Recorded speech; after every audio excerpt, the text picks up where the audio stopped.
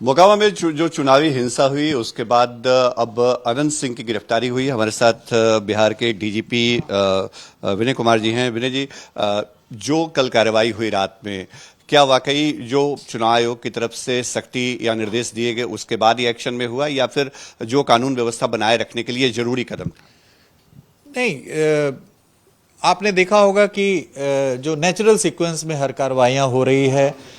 घटना होने के बाद हम लोगों ने कमिश्नर और आईजी को वहाँ पे भेजा, उनके जॉइंट रिपोर्ट प्राप्त किए गए, सीनियर एसपी भ्रमण किए, जो क्षेत्रीय पदाधिकारी थाना से लेकर के अनुमंडल तक थे वो सभी इस घटना की जानकारी मिलते वहाँ पे गए थे। और कुछ एस्पेक्ट्स को देखा गया कि यदि क्षेत्रीय पदाधिकारी पूरी तरीके से सजग रहते, जैसे वाहनों की संख्या अधिक पाई गई, जो मॉडल कोड ऑफ कंडक्ट का उल्लंघन है, तो जो लोकल ऑफिसर्स हैं उनको इंश्योर करना चाहिए था कि जो परमिटेड वाहन है वही वाहन उसमें रहना चाहिए। तो इन सभी बातों को दृष्टिगत रखते हुए सबसे पहले जो दोनों थानाध्यक्ष हैं, चूंकि ये सीमा पर ये घटना हुई है, घोसवरी और भदौरा थाना, जो भदौर थाना है उसमें, दोनों थानाध्यक्ष को प्रथम दिन ही निलंबित करने का आदेश दिया गया था। सीनियर एसपी के द्वारा उन दोनों को निलंबित कर दिया गया था। उसके पश्चात हम लोगों ने जो वहाँ पे एसडीपीओ की भूमिका है, एसडीओ की भूमिका, चूँकि एसडीओ वाहन का परमिट देते हैं, तो पाया गया कि एसडीओ की तरफ से भी जो इंश्योर होना चाहिए था मॉडल कोड ऑफ कंडक्ट, उसमें थोड़ी त्रुटि पाई गई है, इसलिए इन सबों के स्थानांतरण का रिकमेंडेशन किया गया और भारत के निर्वाचन आयोग के द्वारा उस पर सहमति दी गई है। एक जिस डीएसपी के कार्यक्षेत्र में घटना घटित हुई है उनको निलंबित किया गया है। दूसरे डीएसपी का जहां पे पोस्टमार्टम हुआ है बाढ़ में, जो उनका क्षेत्र पड़ता है, उनको भी हस्तांतरित किया गया है। रूरल एसपी पटना को भी हस्तांतरित किया गया है। सभी कार्रवाइयां कर दी गई हैं। दोनों अनुमंडल में अनुमंडल पुलिस पदाधिकारियों की पोस्टिंग कल ही कर दी गई है। उन लोगों ने अपना योगदान भी दे दिया है बाढ़ 1 और 2 में। और सवाल ये हो रहा है कि 30 तारीख की घटना है, 30 अक्टूबर की, और कल आधी रात में अनंत सिंह की गिरफ्तारी हुई, तो क्या इसके पीछे वजह क्या रही? क्या जांच अनुसंधान आगे बढ़ा? कैसे आप लोगों ने डिसाइड किया? अनुसंधान में जो तथ्य सामने आए हैं, सबसे बड़ी चीज इसमें थी पोस्टमार्टम, क्योंकि जो एक दिख रहा था प्रथम दृष्टया गोली का जख्म वो पैर के एकदम ही निचले भाग में था, उससे मृत्यु नहीं हो सकती है। तो ये असरटेन करना था कि आखिर इनकी मृत्यु हुई कैसे।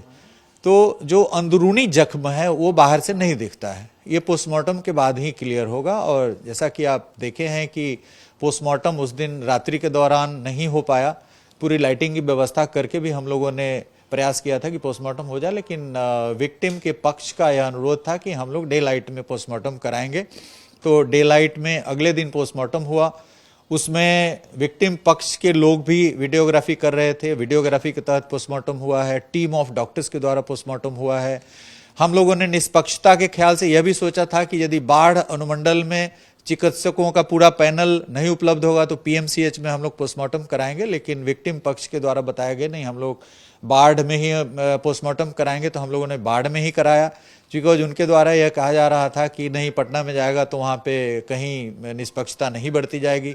तो उनके अनुरोध पर हम लोग बाढ़ में ही टीम ऑफ डॉक्टर्स से पोस्टमार्टम कराया। उनकी उपस्थिति भी थी, उनके पक्ष के लोग भी वीडियोग्राफी कर रहे थे। तो पूरी निष्पक्षता के साथ पुलिस कार्रवाई कर रही है। सीआईडी का एक बहुत ही सशक्त दल डीआईजी के नेतृत्व में, जिसमें एसपी क्राइम, डीआईजी क्राइम और डीएसपी क्राइम्स और पूरी उसकी टीम है, फोरेंसिक्स की पूरी टीम है, जो वहाँ पे 2 दिन से कार्यरत है और साक्ष्य संकलन कर रही है।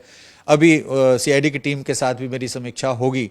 तो ये साक्ष्य के आधार पे उनकी उपस्थिति वहाँ पे है, लेकिन ये बात आ रही थी कि वो आगे निकल चुके थे, उनकी गाड़ियाँ कुछ फंस गई थी, उसमें ये हुआ था। तो ये पोस्टमार्टम में ये क्लियर हुआ है कि hard and blunt heavy substance उनके बदन से क्रॉस किया है, जिसके कारण मृत्यु हुई है, कार्डियो रेस्पिरेटरी फेलियर हुआ है। तो अब ये वाहन भी यदि आप देखेंगे तो ऐसा लग रहा है कि जो स्टोन पेल्टिंग हो रहा है वो ज्यादातर जो मृतक पक्ष के लोग हैं, जो जन स्वराज के समर्थक, उनके द्वारा वाहनों को क्षतिग्रस्त किया जा रहा है, ज्यादातर जो दिख रहा है विजुअल्स में।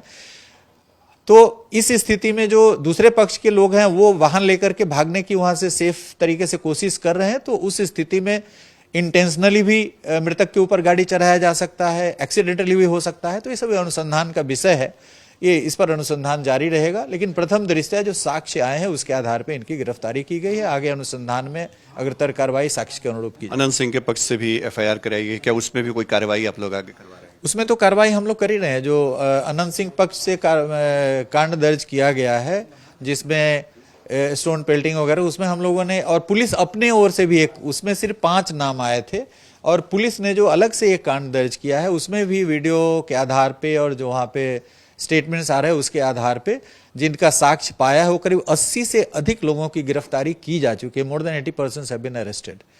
अनंत सिंह और बाकी जो आरोपी कल अरेस्ट किए गए हैं, अब आगे क्या करेंगे आप लोगों के साथ? आगे इनको न्यायिक हिरासत में भेजा जाएगा। पूछताछ इनसे जारी है, पटना पुलिस की टीम पूछताछ कर रही है। आवश्यकता अनुसार इनको पुलिस रिमांड पे भी लिया जाएगा। एक लगातार कहीं ना कहीं चर्चा हो रही है कि बिहार में जो है लॉ एंड ऑर्डर कंट्रोल में नहीं है। मोकामा की घटना के बाद आपकी तरफ से, आप बिहार के पुलिस मुखिया हैं, आपकी तरफ से क्या मैसेज? देखिए, ये बड़ी दुखद घटना है और ये ऐसा लग रहा है कि ये रोड रेज की घटना है। अभी तक ऐसी सुनियोजित घटना नहीं लग रही है, लेकिन इसमें पुलिस का जो एक्शन है वो स्विफ्ट एक्शन है। हम लोगों ने जैसे ही घटना की जानकारी मिली है पूरी हर तरह की टीम, बड़े पदाधिकारियों को भेजना, आईजी रैंक के पदाधिकारी को भेजना, सीनियर एसपी स्वयं गए हैं, सभी पदाधिकारी वहाँ पे, सीआईडी की पूरी एक सशक्त टीम को तुरंत भेज दिया गया था। पोस्टमार्टम के बाद और भी स्थितियां स्पष्ट हुई है। अनुसंधान के अन्य बिंदुओं पर भी लगातार अनुसंधान जारी रहेगी और चुनाव जब 6 तारीख को संपन्न हो जाता है उसके बाद हमारे पास और भी पदाधिकारी उपलब्ध रहेंगे। इसमें हमारी अभी प्राथमिकता एक है कि चुनाव को निष्पक्ष रूप से हम लोग संपादित करें। उसके बाद हम लोग इस कांड को और भी गहनता के साथ अनुसंधान। एक अंतिम सवाल सर, जातीय उन्माद या जातीय जो ध्रुवीकरण है उसकी कोशिश भी हो रही है, तो क्या बिहार पुलिस की नजर उस पर भी है? नहीं, देखिए, किसी प्रकार की जातीय टिप्पणी, जातीय विद्वेष की भावना जो भी फैलाना चाहेंगे उन पर पुलिस की पैनी नजर है और उनको बख्शा नहीं जाएगा। उन पर त्वरित कार्रवाई की जाएगी, कानून के दायरे में उनको लाया जाएगा। इसलिए हमारी जनता से अपील है कि जो भी आपराधिक तत्व हैं, चाहे वो किसी भी ग्रुप से हो, किसी भी समूह से हो, किसी भी जाति से हो, उस प्रकार के तत्वों को तरजीह ना दें, उस प्रकार के तत्वों को संरक्षण ना दें, उनको संपोषित नहीं करें। पुलिस की नज़र उन पे है और पूरी पेट्रोलिंग की जा रही है और ऐसे तत्वों के विरुद्ध सख्त से सख्त कार्रवाई की जाएगी। चलिए, आज तक से बातचीत करने के शुक्रिया। बिहार के डीजीपी विनय कुमार जी हमसे बातचीत कर रहे थे।